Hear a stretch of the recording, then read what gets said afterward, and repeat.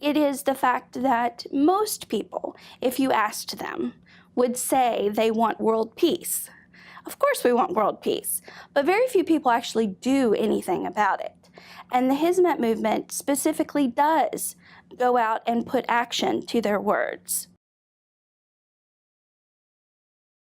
Change the world, just like that. I'm sure Gulen.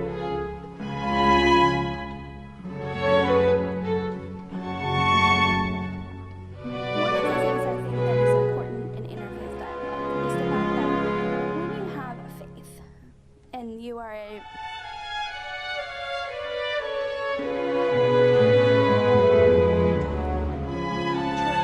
embrace that idea and also these other areas in the world where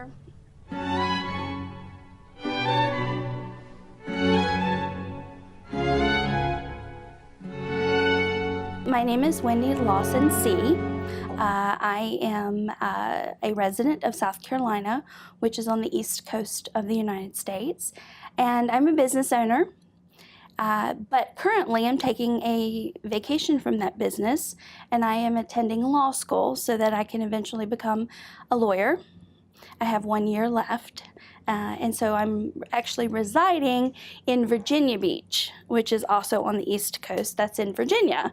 But I am on the advisory board for the Rumi Forum there in Virginia Beach. So I'm very active with the Hizmet movement in the area. I grew up as a fundamental Christian. I grew up very conservative as far as politically. After 9/11, I had this idea that I might be getting a skewed version of Islam from the media. And the events that happened after 9/11, of course, led people to believe that Islam was a bad thing. So I went to Georgetown University to attend a conference, met some people from the Rumi Forum. They invited me to go to Turkey on one of the Hizmet trips, and that is how I got involved in the Gulen movement.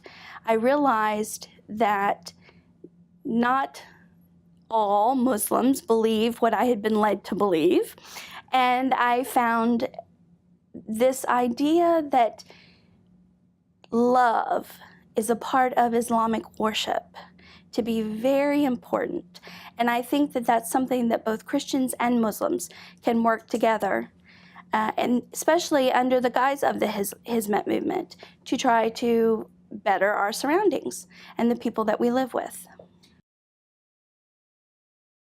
For me, Hizmet is about action.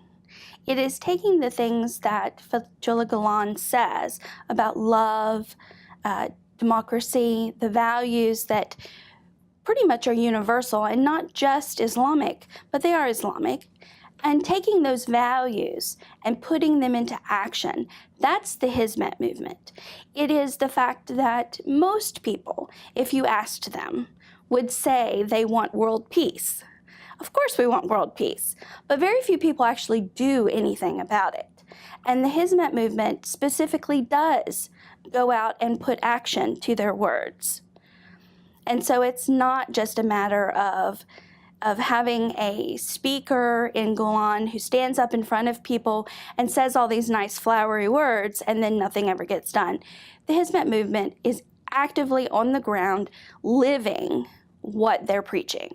I believe that Gulen's contribution to the common good, along with the Hizmet movement, is that he has taken this idea of Islamic worship and he's made it compatible with democracy. He says that it's the best way of ruling, so the people are free, you have the maximum freedoms. He has taken that, and he also has taken places in the world where the people would continue to fight with each other. And he has injected education. They're the best thing going.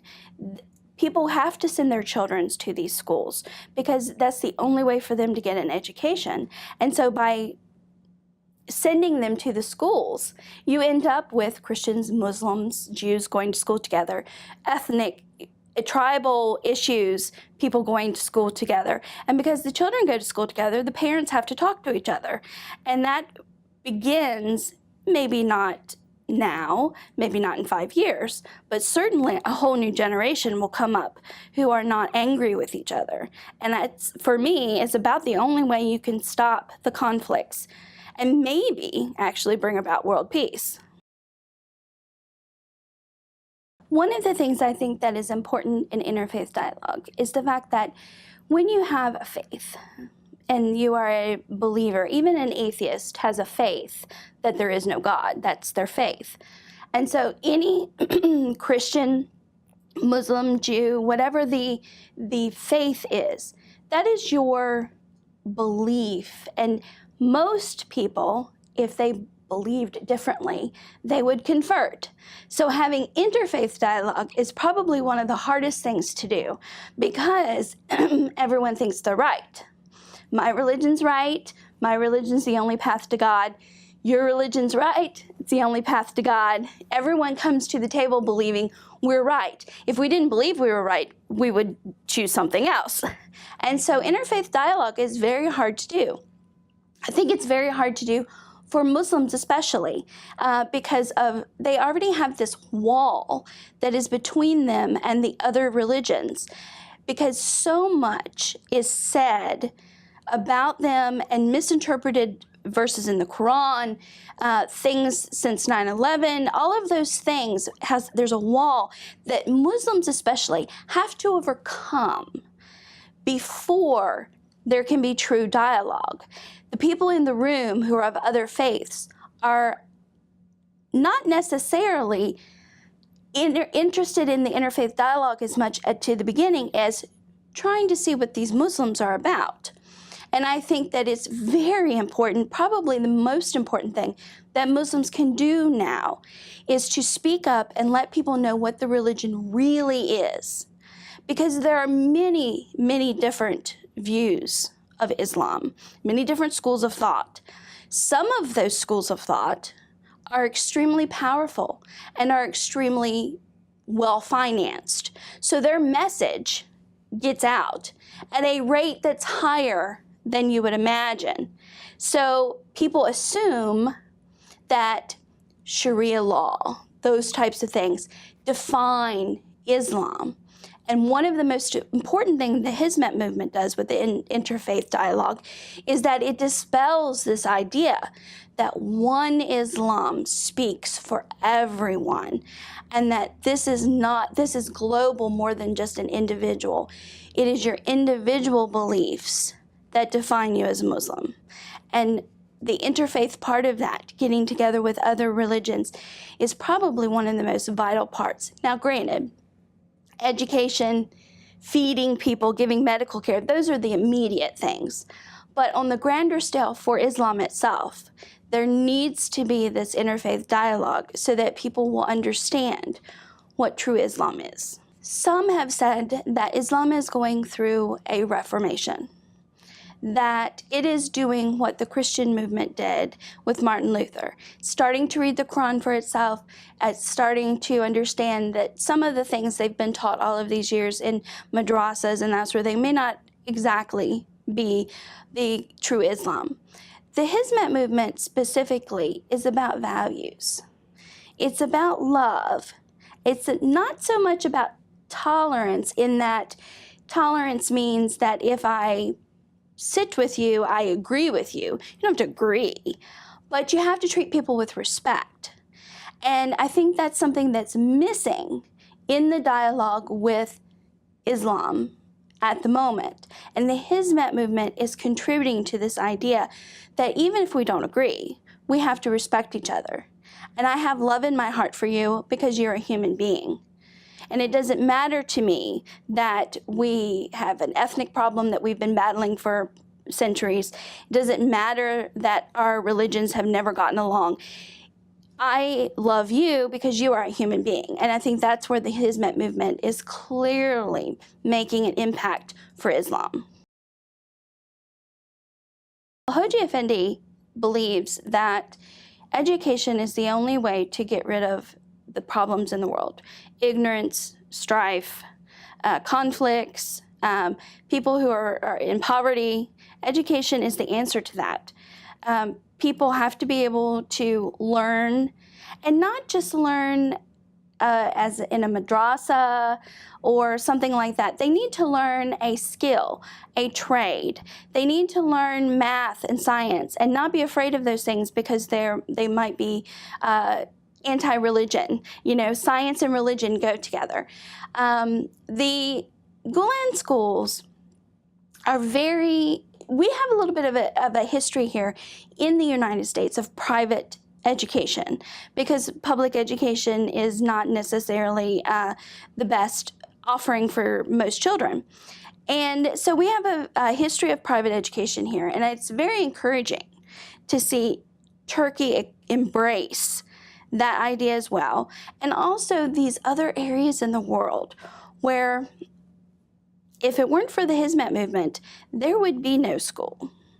And not even just no school, but no education at all for great segments of the population, including girls. And so we see these girls who are graduating from the Hizmet schools going on to be doctors and civil engineers, things that they would not have believed possible in just a few years ago. And the Hizmet movement is doing that.